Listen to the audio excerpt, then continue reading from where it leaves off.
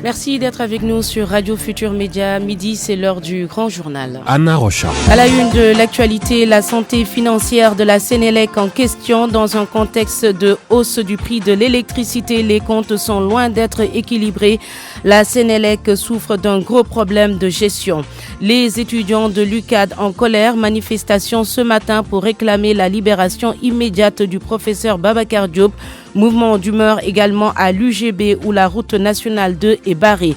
Les sinistrés de l'incendie du Sucès en 2015 toujours dans l'attente de leurs indemnisations. Le délai de paiement annoncé par le ministre du Commerce a expiré depuis le 8 décembre. Vers le gel de l'importation de carottes, les producteurs des Niayes et l'agence de régulation des marchés en concertation, une date pourrait être fixée d'ici la fin de la journée. Le grand journal à suivre l'actualité internationale avec Georges Détidiop. Terrorisme, les chefs d'État du G5 Sahel appellent la communauté internationale à agir. Ils veulent une grande alliance internationale contre le terrorisme. La conférence des chefs d'État du G5 Sahel était un sommet extraordinaire hier à Niamey au Niger. La Guinée-Bissau, le Premier ministre ne compte pas rester à son poste si Domingos Simoes Pereira est battu au second tour. Au second tour de la présidentielle, Aristide Gomes promet de démissionner le cas échéant. On se retrouve dans 20 minutes, Georges, pour le développement, juste après la page des sports de Malal Diagne Junior. Une page des sports qui sera marquée, Anna, par la lutte avec frappe, avec l'annonce de ce combat qui faisait rêver les amateurs. Modou Kharagno face à Ama Baldé. L'affiche a été finalisée par le promoteur Luc Nicolai et déjà les amateurs s'attendent à un combat explosif à tout point de vue. Ligue des champions européenne, tirage au sort des huitièmes de finale. Liverpool de Sadio Mané face aux Colchoneros du Real de l'Atlético Madrid au moment où le Real fera face à l'équipe de Manchester City. Les fans du PSG devront se contenter du Borussia Dortmund. Les jaunes devront surmonter le mur du Paris. Hausse du prix de l'électricité et guéguerre au sein de l'APR. Le pouvoir pourra-t-il faire face? Débat à 12h30. Abdoulaye Diop est à la technique. Bonjour à tous. D'abord, cette attaque de la station EDK près de l'université Gaston Berger de Saint-Louis. L'œuvre de 8 individus armés. L'intervention des gendarmes avec échange de tirs a occasionné la mort d'un jeune de 22 ans.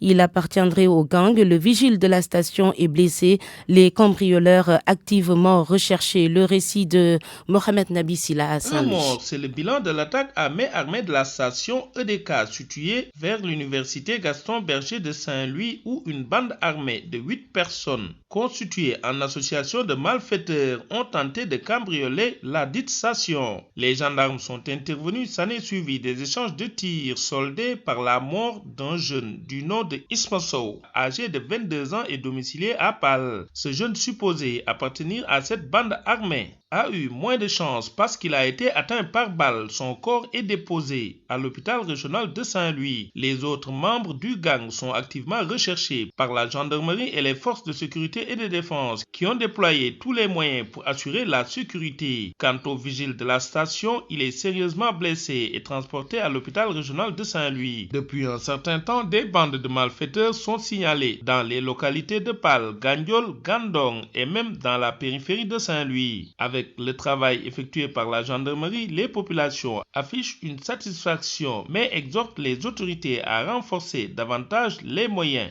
des forces de défense et de sécurité. A signaler que le véhicule de type 4x4 utilisé par les malfaiteurs a été volé du parc automobile de l'OMVS et se trouve actuellement stationné sur les lieux. RFM Saint-Louis, Mohamed Nabissila.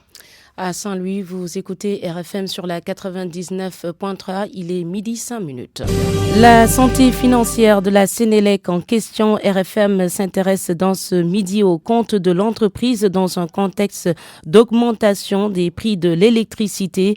Et vous allez le voir, si les comptes de la société ne sont pas équilibrés, ce n'est pas seulement du fait de la dette de l'État envers Sénélec, mais il y a également un gros problème de gestion.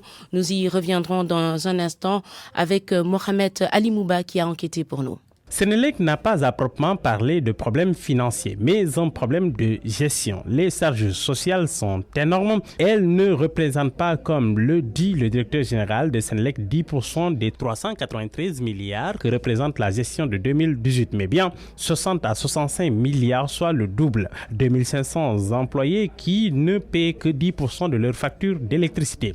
Mieux, Senelec puise aussi dans ses comptes pour alimenter, renforcer le budget de son ministère de tutelle. Ça s'appelle le fonds de soutien au ministère de l'énergie. La Senelec, c'est un mammouth qui refuse donc de se dégraisser et même de se réajuster, alors même qu'un rapport commandité par la boîte avait abouti à la conclusion selon laquelle il fallait éclater la boîte en 4 entités. Une pour la distribution et une autre pour le transport et les énergies renouvelables. Mais rien, Senelec continue de vendre son électricité à prix d'or. Dans le document du plan IESAL 2016-2020, il est écrit à la page 13 que le kilowattheure de Senelec est l'un des plus chers au monde, plus de 130 francs le kilowattheure, alors que le même document avait promis de le contenir en 2020 entre 60 et 80 francs le kilowattheure. Toujours sur le même sujet, cette hausse des tarifs de l'électricité n'est pas la conséquence d'un déficit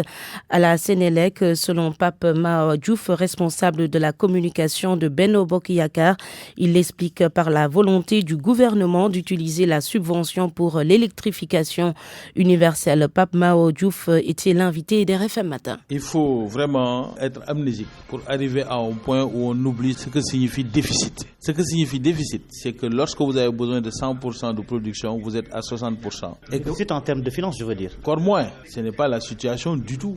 La vérité, c'est que les options de l'État en termes de subventions sont désormais alignées sur les priorités d'équité territoriale et d'équité sociale. Au lieu de subventionner le coût de l'électricité pour une partie de la population qui a déjà accès et qui a les possibilités de pouvoir payer, qu'on fasse l'effort pour accélérer le processus de l'accès universel à l'électricité. Voilà la seule raison pour laquelle l'État a réajusté son engagement en termes de subventions pour la Senelec. Entre 2012 et 2019, l'État a mobilisé près de 500 milliards pour subventionner le consommateur sur le prix de l'électricité. Au même moment, sachez aujourd'hui qu'il faudrait 650 milliards pour électrifier le pays tout entier. Ça veut dire qu'il y a un problème. Il faut réorienter la subvention de l'État pour garantir l'accès universel à l'électricité partout sur le territoire sénégalais. Donc la Senelec ne connaît pas un déficit en termes de finances? En tout cas, non. Pas qui expliquerait en tout cas cette hausse de l'électricité, non. S'il n'y a pas de problème de production, qu'est-ce qui expliquerait l'allocation de barges? Oui, il semble qu'il y a une panne technique de la centrale de Sendou qui avait un apport de 115 MW.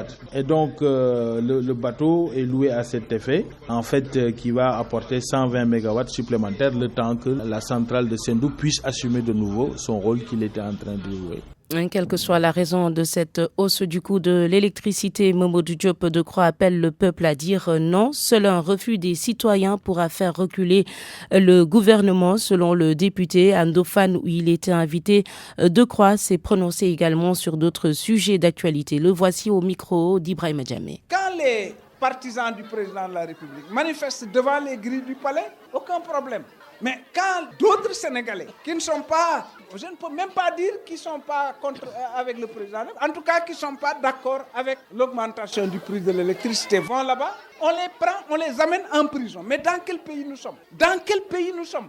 Est-ce que le Sénégal est plus menacé que les États-Unis d'Amérique? Pas du tout. Pourtant, 24 heures sur 24, des gens manifestent devant la Maison-Blanche, où habite Donald Trump. On dit ici que s'il y a des gens qui manifestent devant le palais, c'est la fin de la République. Mais donc, on n'a pas de République, quand même. Non, moi, je crois qu'on doit s'ajuster politiquement, évidemment, économiquement. Bon, l'augmentation du prix de l'électricité, c'est un ajustement, hein? Mais on doit s'ajuster politiquement. Les gens doivent exercer leur liberté. Donc, je lance aussi un appel à toute la population. Su amee ay manifestations yu mel noonu ñu bokk ci suñ ci bokkee gouvernement bi dina xam ne non affaire bi il faut ñu dellu ginnaaw bu boobaa ñu dellu ginnaaw. RFM, l'info c'est ici. L'info c'est ici. Je l'annonçais tout à l'heure, cette chaude matinée à l'université Cheikh Anta Diop de Dakar, les étudiants ont barré la route qui mène vers la cité Claudel. Ils réclament la libération immédiate du professeur Babacar Diop arrêté il y a 2 semaines avec Guy Marius Sagna lors d'un rassemblement devant le palais. Les étudiants comptent paralyser tout le système pour obtenir gain de cause. Mamadou Dramé, un de leurs porte-parole au micro d'Oumou Kalsoumli. Vous n'êtes pas sans savoir qu'on a arrêté 5 de nos camarades étudiants et le professeur Babacar Diop du département de philosophie depuis le 29 passé lors d'une manifestation pacifique. Pour nous les étudiants, nous avons fait un point de presse, nous avons alerté, nous avons essayé de paralyser le système, mais jusqu'ici rien n'a bougé. On a tout bonnement décidé de passer à la vitesse supérieure parce que la place d'un étudiant, ce n'est pas la prison. La place d'un professeur, ce n'est pas la prison. Au moment où ces étudiants sont en prison, nous sommes là, on ne sait même pas dans quelles conditions ils sont. On est là en train de vaquer à nos préoccupations, ce n'est pas normal. Au moment où le professeur est en prison, ces étudiants de licence 1 devaient commencer leur cours il y a 1 mois de cela, ils n'ont pas encore commencé parce que le professeur est en prison, ce n'est pas normal. Tant qu'ils ne sont pas libérés, on paralyse le système, il n'y aura pas de cours, il n'y aura pas d'inscription, on va se battre avec les ennemis tous les jours jusqu'à ce qu'ils soient libres. Les étudiants de l'UGB sont également en mouvement d'humeur. Ils ont barré la route nationale 2 pour exiger le paiement des bourses, mais aussi l'amélioration des conditions de vie et d'études dans le campus. Un mouvement qui intervient dans un contexte d'orientation massive de nouveaux bacheliers. Les gendarmes sont sur place, renseigne notre correspondant Mohamed Nabissila. La campagne de commercialisation de la carotte s'ouvre ce lundi dans la zone des Niayes. 20 000 tonnes attendues cette année, une production record. La consommation du Sénégal est actuellement de 12 000 tonnes. Les producteurs demandent le gel de l'importation de carottes.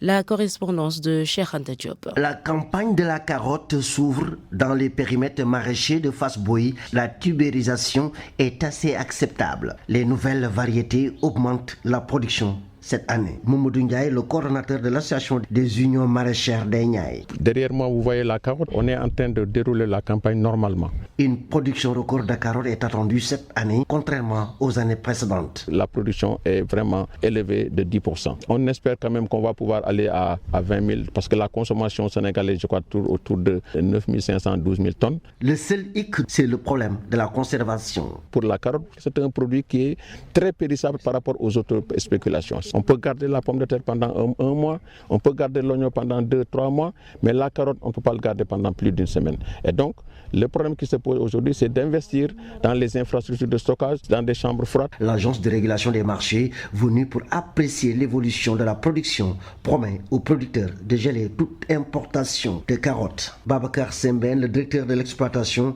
de l'ARM. L'occasion de revoir le calendrier et de convoquer la réunion avec les commerçants pour pouvoir statuer sur la date de gel des importations afin de permettre quand même que les producteurs locaux puissent véritablement commercialiser dans de bonnes conditions. Une réunion est convoquée par l'ARM de concert avec les producteurs et la date du gel des importations va être fixée aujourd'hui. RFM Thiès, Cheikh Anta Diop. Une réunion donc, Cheikh Anta, qui se tient à l'instant. La date du gel de l'importation de carottes devrait être connue vers 17h selon Babacar Semben, le directeur d'exploitation de l'ARM. Au sud du pays, la campagne de commercialisation de l'arachide n'est toujours pas effective. Les points de collecte en fait ne sont pas encore fonctionnels. Les opérateurs chinois achètent le prix du kilogramme d'arachide à 250 francs et même plus au lieu des 210 francs proposés par l'État du Sénégal. Les opérateurs privés stockeurs et transporteurs sont très inquiets, nous dit Lamine Ba à Ziguinchor. Aucune graine d'arachide n'est déchargée à la Sonacos de Ziguinchor depuis le début de la campagne de commercialisation arachidière.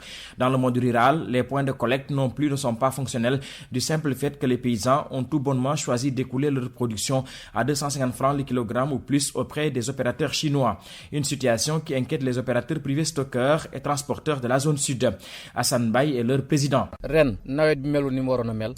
Cette année, la campagne agricole n'a pas été des meilleures et le constat que nous avons fait, c'est qu'il y a d'importantes certains opérateurs chinois qui ont débarqué cette année sur le terrain. Avant que l'État ne fixe même les prix et le démarrage de la campagne agricole, les Chinois avaient déjà envahi le terrain. Ils avaient commencé à acheter des productions aux mains des paysans à 250 francs, voire 275 francs CFA. Que ce soit les opérateurs, les transporteurs, tout le monde a des difficultés en ce moment. Il n'y a aucun point de collecte qui fonctionne en ce moment. Tous les usines sont à l'arrêt, que ce soit à Kolda, à Sidiou ou ici à Ziguinchor. Les OPS de la zone sud qui prédisent une campagne chaotique au rythme où vont les choses demandent à l'État, à qui ils imputent la responsabilité de ce qui arrive, d'apporter des mesures correctives.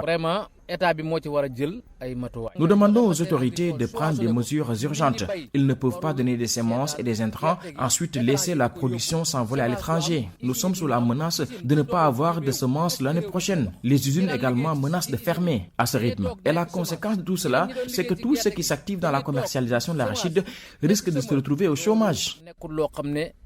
Ils promettent de se faire entendre dans les prochains jours par des actions de protestation si leur offre au prix du kilogramme d'arachide continue de faire l'objet de rejet de la part des producteurs au profit des opérateurs chinois. Lamine Ba, Ziguinchor, Radio Futur Média. RFM 94.0, la radio en puissance.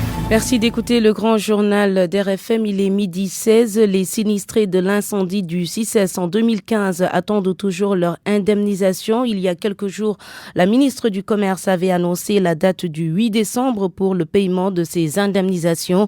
Mais les sinistrés du 6S gardent espoir. Écoutons leur porte-parole, Alpha Cham, au téléphone de Djogoudjen. Jusqu'à présent, vraiment, même d'une manière officielle, on n'a rien reçu. Même nous ne sommes pas été contactés pour une telle information. D'ailleurs, nous aussi, on a téléphoné par-ci et par-là, mais jusqu'à présent, on dit que d'attendre pour les indemnisations. Nous attendons jusqu'à présent, vraiment, il y a la foire et nous rappelons qu'aujourd'hui, jour pour jour, ça fait 4 ans que vraiment nous attendons cette indemnisation. Si vraiment est l'heure, si aujourd'hui cette indemnisation a été effective, ça serait un bénéfice pour tout le monde. Parce que je le rappelle encore une fois, il y a des gens, depuis lors, sont ruinés. Ils ont été, aujourd'hui, jusqu'à présent, ils sont acculés par les banques, par tout ça, par les fournisseurs. Et jusqu'à présent, depuis 4 ans, rien n'a été fait. Mais quand même, nous disons à tout le monde que le dossier est en bonne voie. Dernièrement, nous avons contacté l'agent judiciaire de l'État. Il est en bonne voie. Mais si vraiment le gouvernement a fait tout pour essayer de faire tout pour indemniser les victimes, ça serait un ouf de soulagement. Cette promesse, jusqu'à présent, nous attendons.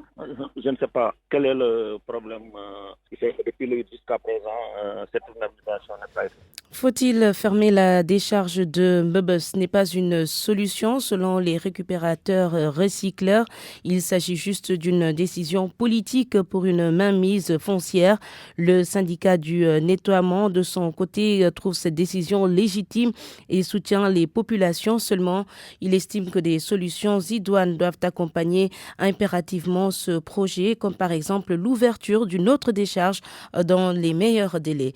Un dossier signé Nafissa Toussila. Fermer la décharge de Mbebes, il n'en est pas question. Pour les récupérateurs communément appelés Boudjouman, cette décision est purement politique et que des ambitions foncières se cachent derrière. Elhaj Malik Diallo, président de l'association des récupérateurs recycleurs de la décharge de Mbebes. Je dis, il y a une main politique là-dessus. Le maire de Kermassar, Sarah, son projet que je fais avec des Italiens, et son projet, il ne peut pas le faire sans la fermeture définitive de cette décharge.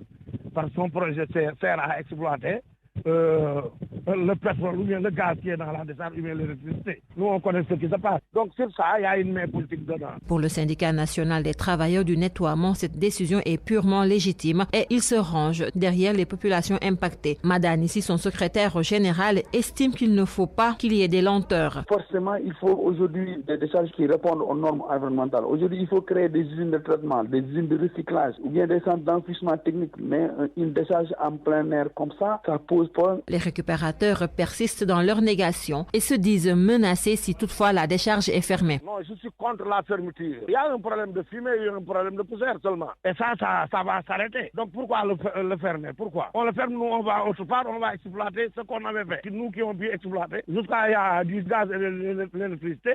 Les gens vont l'exploiter derrière nous. Mais ça, c'est une pure exploitation. Nous, on est là depuis 68, en train de travailler. Nous avons une part de 80%.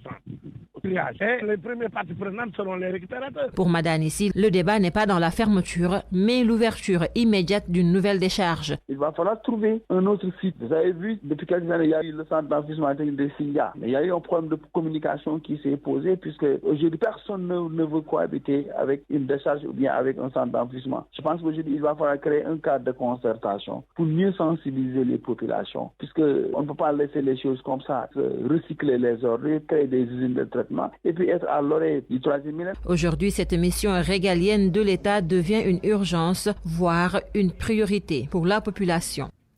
Et voici un reportage qui va peut-être vous faire sourire, les Ndiayennes qui font la risée cette année. Ndiaye Dragon, Ndiaye Dibi, Ndiaye Ilimix. Cette année, on n'en finit pas avec les taquineries sur les Ndiayennes. Comment ils perçoivent ces taquineries? Le reportage de Salif Sow dans la banlieue de Dakar. Mandiaye Ndiaye et Djadji Ndiaye. Deux Ndiayennes, deux générations, un sujet, deux différentes attitudes. Je pense que les Ndiayennes sont fautifs de ce qui les arrive. Vous êtes Ndiayenne, non? Si, je suis Ndiayenne, mais bon, vous voyez, on parle de Ndiaye Dragon, Ndiaye Dibi, voilà.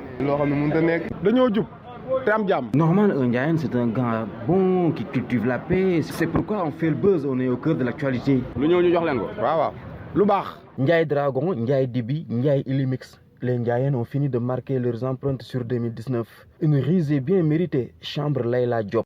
Ndiaye ni lépp Ndiaye la moo tax ndax foo tourné Ndiaye ni rek la ñuy wax lekk ñoom la togg ñoom la ñoo fi dàq lekk ñoo fi dàq jëndantu kay moo tax lu ñëw rek ñu ne Ndiaye ni. Le cousinage à plaisanterie est valable dans les deux sens. Rappelle ici Mandiaye Ndiaye. Au Sénégal, c'est le vivre ensemble qui permet ces écarts entre guillemets. Sénégal Ndiaye. On dit Sénégal Ndiaye, Dakar Ndiaye. Mais Dakar maintenant c'est Diop avec la chanson Djal Diop.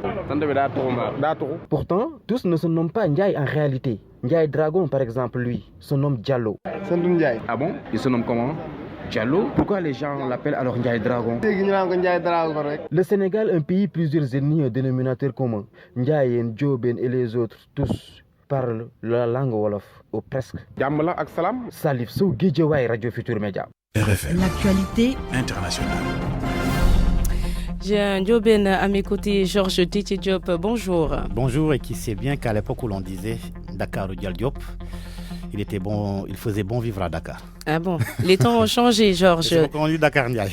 Cette page internationale qu'on démarre avec la lutte contre le terrorisme, le G5 Sahel appelle la communauté internationale à agir. Les chefs d'État du G5 Sahel ont tenu un sommet exceptionnel hier à Niamey au Niger. Dans leur communiqué conjoint, ils ont appelé à une grande alliance internationale contre le terrorisme.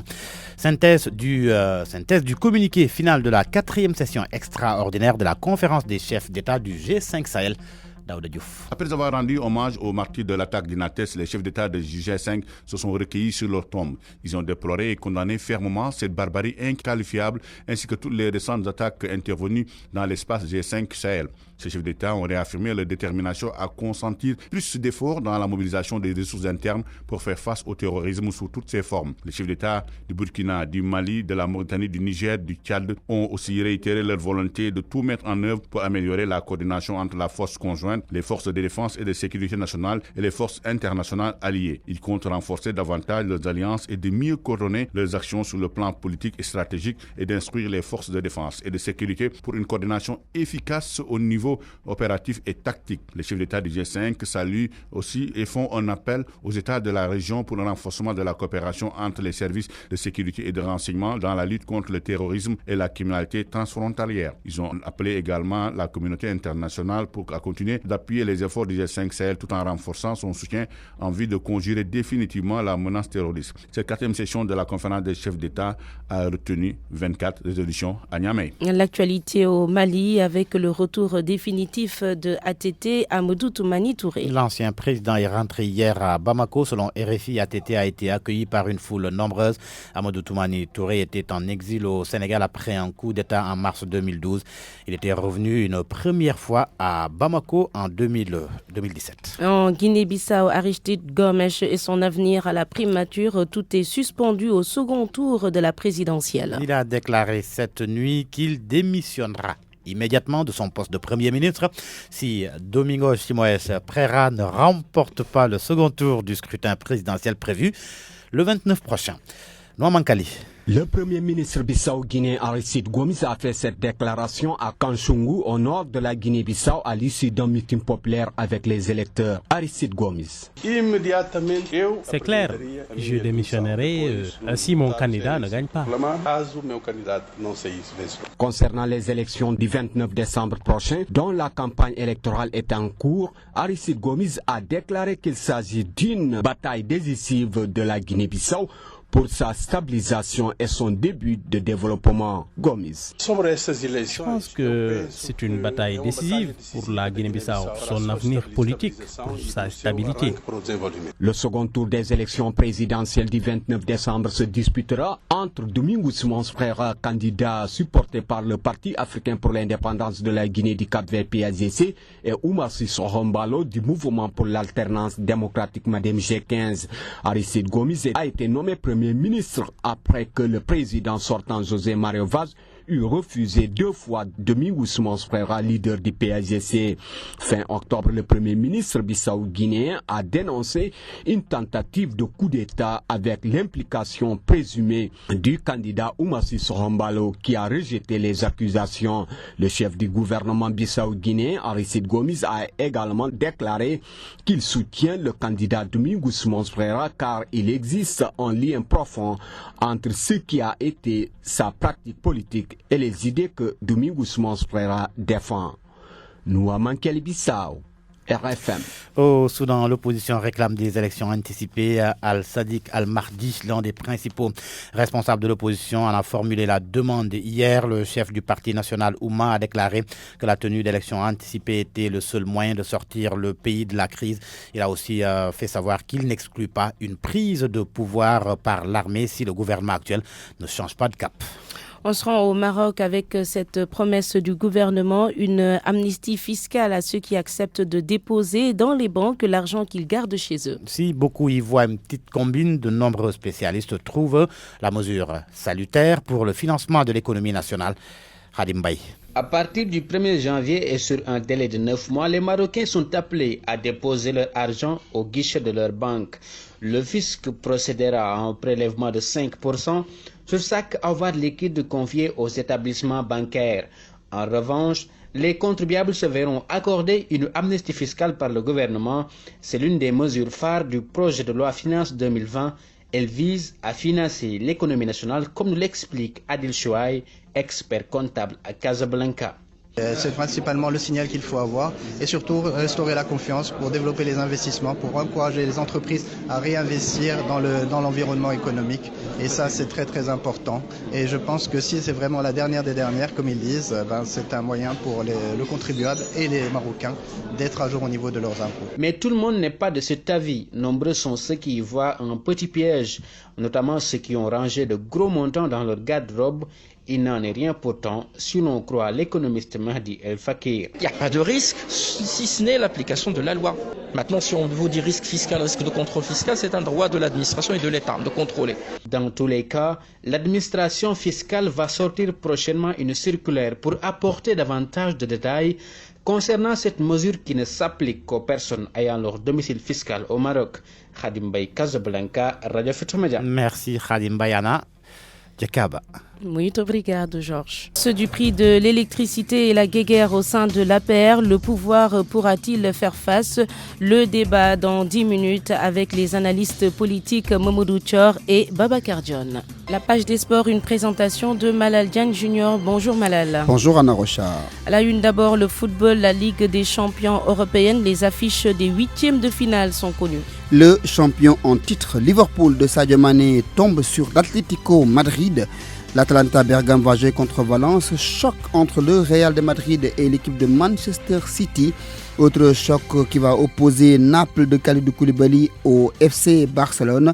Tottenham fera face à l'équipe de Leipzig. Le Bayern de Munich défiera les Blues de Chelsea. Les Français de Lyon feront face à l'équipe de la Juventus de Turin de Cristiano Ronaldo. Et le Paris Saint-Germain tombe sur le Borussia Dortmund. Les phases allées sont prévues les 10 et 11 mars 2020. Pour le directeur sportif de l'équipe du Paris Saint-Germain, Dortmund est un gros morceau, mais que Paris a les moyens de se sortir de cette étape de la compétition. Leonardo au micro de Canal Horizon. Borussia, c'est une équipe qui joue, c'est une équipe quand même qui mélange un peu de joueurs jeunes, mais il y a des autres joueurs qui sont là, ça fait longtemps. Il y a quand même une identité de jeu très claire. On a un entraîneur que connaît bien l'équipe, l'ambiance, et peut-être ça peut être quelque chose de positif. Mais après, on ne sait jamais. On va voir comment on sera au mois de février comme équipe, comme jeu. Eux aussi, c'est toujours la même chose. On espère d'être bien au bon moment. En tout cas, c'est une équipe qui joue. Contrairement à l'Atlético de Madrid qui aurait été peut-être un tirage différent, ça peut être plutôt une bonne nouvelle par rapport à l'équipe du PSG et aux espaces qu'il pourrait y avoir à Dortmund. Ça dépend, je pense qu'aujourd'hui on cherche un peu une identité de jeu. Les derniers temps on a changé à niveau offensif. C'est une équipe qui sûrement va chercher d'être agressif à niveau offensif, avec des joueurs qui peuvent faire la différence à n'importe quel moment et marquer beaucoup de buts. Après, on a trouvé un équilibre, parce que quand tu joues contre une équipe qui joue, c'est normal aussi que ça s'ouvre des espaces. En Champions League, c'est toujours un peu comme ça. Tu trouves plus d'espace par rapport à le championnat national. Mais après, il y a toujours la difficulté de trouver l'équilibre et savoir jouer avec le match aller et le match retour. Alors, je pense que le Paris Saint-Germain est dans les 8. Il est toujours là. Je pense qu'un jour, tu vas la gagner. Mais je pense qu'on n'est pas pressé pour ça. On n'est pas pressé pour ça. En attendant donc les matchs des 8e de finale de la Ligue des Champions. Parlons de la suite et fin de la deuxième journée de la Ligue 2 sénégalaise. Une seule rencontre au programme aujourd'hui à Amadou Barry. Guédiawaye FC reçoit Keur Madior. La lutte avec Frappe Malal, l'arène va vers un combat choc entre Modulo et Ama Baldé. Combat initié et officialisé par le promoteur de Mbour, Luc Nicolaï, qui a réussi à monter cette affiche tant souhaitée par les amateurs de lutte. Modou Xarañ-Lo, roi des arènes et ténor de l'écurie Rock Énergie, va affronter Seul Bundaw, de surnom donc accordé et attribué à Ama Baldé, le fils de Falaye Baldé. Ce jeune lutteur avec du talent, un savoir-faire, mais également avec un beau monde derrière lui. Un choc qui promet donc une très belle après-midi de lutte avec frappe. Tout sera au rendez-vous selon Abdoulaye Maron, consultant et expert en lutte. C'est un combat que tout le monde attend et puis ça doit tenir toutes ses promesses. Parce que Modou Lo, après avoir fait le tour de l'arène, c'est un grand champion qui a fait ses preuves. C'est un lutteur tactique, technique. Il est puissant et fort, intelligent. Maintenant, après avoir terrassé l'ancien roi des arènes. Maintenant, il n'a pas d'autres lutteurs à se mesurer parce qu'il a fait presque le tour de l'arène. Maintenant, Ama Baldé, le fils de Falaye Baldé, Seul Bundaw, c'est un grand champion. Il est en train quand même de faire son petit bonhomme de chemin. Il doit continuer son chemin en se mesurant donc à Modou Lo. Et puis c'est un combat qui doit tenir toutes ses promesses parce que ce sont deux champions qui ne reculent pas, deux champions qui ont déjà prouvé, mais Ama Baldé doit encore faire son entrée dans la cour des grands et avoir vraiment une place assez considérable et il doit se mesurer à Modou Lo pour devenir roi des arènes. Ce ne sera pas facile parce que Modou Lo, il est puissant, il sait placer ses coups. C'est un lutteur qui allie donc tactique et technique. Il est fort mentalement, mais Ama Baldé, il est fort et puissant et il pense avoir vraiment le dessus sur tout le monde. Et c'est un lutteur qui peut prendre le dessus sur tout le monde. Donc, ce sera un combat vraiment que les gens attendent et qui doit tenir toutes ses promesses.